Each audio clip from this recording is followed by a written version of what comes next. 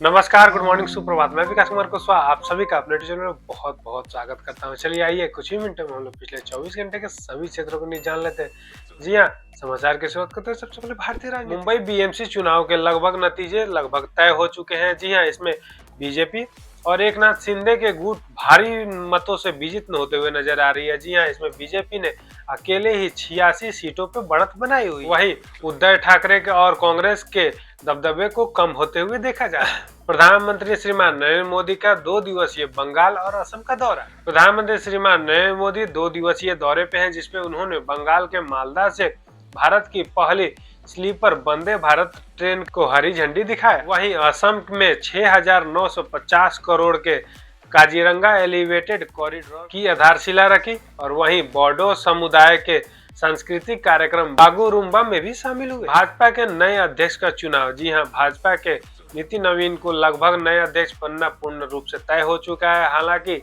Formality के लिए 9 जनवरी को उनका नामांकन और 20 जनवरी को आधिकारिक तौर पे नए अध्यक्ष का नाम जारी किया जाएगा।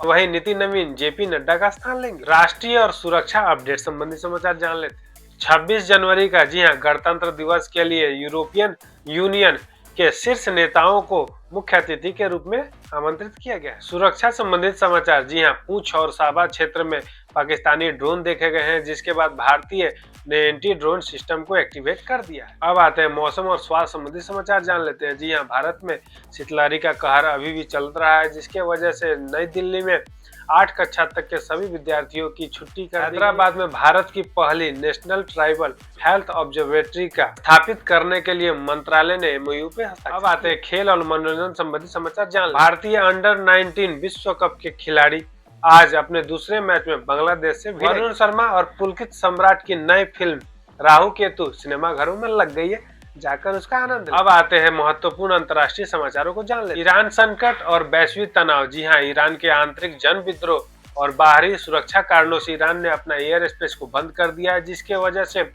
इंडिगो और एयर इंडिया जैसे फ्लाइटों को अपने रूट को बदलना पड़ रहा है, जिसकी वजह से उनका समय अत्यधिक लग रहा है। दूतावास बंद। जी हां, ईरान में प्रदर्शन के वजह से यूके और न्यूजीलैंड ने अपने दूतावास को अस्थायी रूप से बंद कर दिया और अपने सभी भी अधिकारियों को वहां से बाहर सुरक्षित निकाल लिया। अमेरिका का रुख। जी हां, अमेरिका के राष्ट्रपति डोनाल्ड ट्रंप ने ईरानी प्रदर्शनकारियों को सोशल मीडिया के द्वारा मदद आ रही है ऐसा संदेश भेजा, जिसके वजह से यह अनुमान लगाया जा रहा है कि अमेरिका अब सैन्य कार्यवाही करेगा। दक्षिण कोरिया के एक उच्च अदालत ने पूर्व राष्ट्रपति यून सुक यूग को 5 सालों के लिए जेल की सजा सुनाई। उन पर 2024 के मार्शल लॉ के दौरान न्याय में बाधा डालने और कैबिनेट मंत्रियों को अवैध रूप से बाहर निकालने के जैसे आरोप। अमेरिका और ताइवान समझौता। जी हां, अमेरिका ने ताइवान के साथ एक बहुत ही बड़ा समझौता किया, जिसके तहत ताइवान के लिए टैरिफ को 20% से घटा के 15% कर दिया गया।